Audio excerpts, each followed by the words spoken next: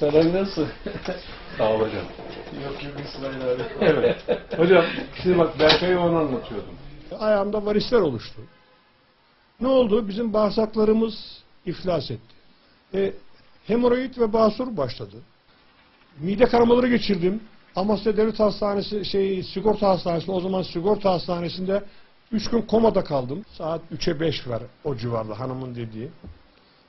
Sancıyla uyandım. Eyvah dedim, İsmail gidiyorsun. Geldim.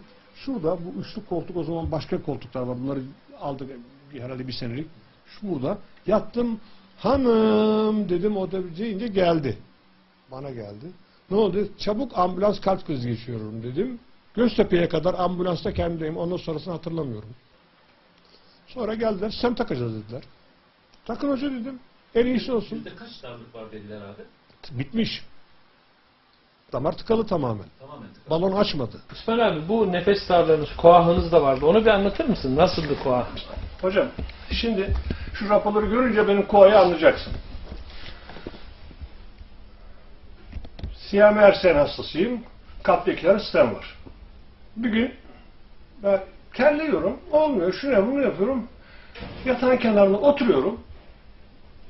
Yatarken yoruluyorum. Bak pijamaya giyemiyorum, bir şey yok. Yatağın kenarına oturuyorum. Ya yatarken yorulur mu insan? Tabii hep kalpte bizim sorunumuz.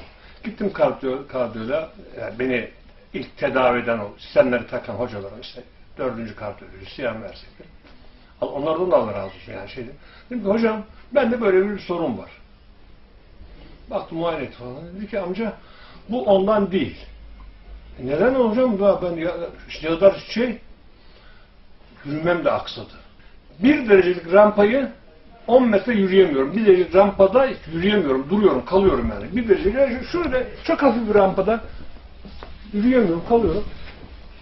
Dedi ki şuraya gönderelim, buraya gönderelim. Buraya falan. Hafif sabahları sol tarafıma yattığım zaman bu kalbin üzerine herhalde böyle çok severim.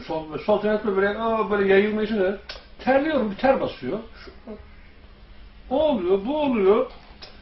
Tabii yani sabahleyin yani canım kalkmak istemiyor, kalkıp da gidip yürüyüşe gitmeyince yürüyemiyorum zaten. Ama bu uzun zamana yayıldı, 4 sene. 4 sene ben evden dışarı çıkmadım. Sabahları yürüyüşe gitmedim. Nefes darlığı oluyor. Nefes darlığı oluyor çünkü odanın sabah kalkıyorum, camları açıyorum. Hanım şimdi kahvaltı yazmış, gidiyorum, o camları da açıyorum. Yani odanın havası yetmiyor. Süreyya Paşa'ya gönderdiler. Sinem Ünlüyor diyor, Allah razı olsun diyor hoca, uzman. Şimdi o da doçent oldu. Teşhisi koydu. Şu ölçümler, MR'lar, şeyler falan.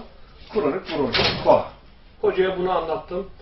Dedim ki hocam şimdi dedim, işte bu arada bu şikayetler almışsın dedim. Aorta ölçtüler dedim. 3,5 seviyesinde, 3,5-4,5 seviyesinde. Genişlik, aorttaki genişlik. Aorta genişlik.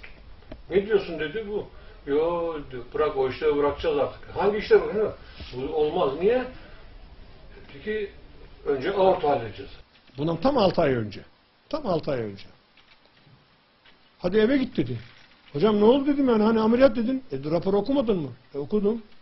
Dedi 2 milim küçülmüş. Nasıl oluyor dedim. Dedi nasıl olacak dedi. Tıp literatürüne geçtim dedi, girin dedi. Büyüyen aort küçüldü. Ne yapıyorsun? Ne yaptın dedi. Bakın dedim hocam benim bu dedim, beni varis ülserinden dedim, siz yani bu varis ülseri dediniz, ameliyat edecektiniz. Önce aort halledeceksiniz. Aort küçülmeye başladı. Hocam dedim ben bu sene, ben dedim 4 senedir evden çıkmayan ben bu sene dedim sabah akşam 1,5 saat yürümeye başladım dedim. Nefes alamıyordum. Yatağa yatarken yoruluyordum dedim ya. Kronik bronşit koam iyileşti. Hafif puslu. Evden dışarı çıkmayacaksın. Soğuk. Evden dışarı çıkmayacaksın. Kar yağdı, yağmur yağdı, çıkmayacaksın. Ne zaman evden çıkacaksın? Cuma günü namaza. Namaza gideyim, cuma namazına gidemiyorsun, ayakların yara. Her taraf kanıyor. Vaziyet buydu. Şimdi bu vaziyetteyken Allah razı olsun diyorum. Ben şuradan ben şurayı çıkarken 20 adımda yoruluyordum. Yürüyemiyordum ben. Evet, o derece durum kötüydü orada ama şu anda çok yürüyemiyordum ki. rahatsın abi. Her Şimdi, şeyle. Ya inanmazsın, belki burada yukarıda koşarım. Ben şimdi buraya gelmeyeyim ne yapayım? Ben nereye gideyim? Hani şimdi nereye adam? Nereye gideyim? Gidecek bir yukarısı var. Bir de çare olan siz varsınız. Sağ olun. Çok teşekkürler. Hocam, çok teşekkürler.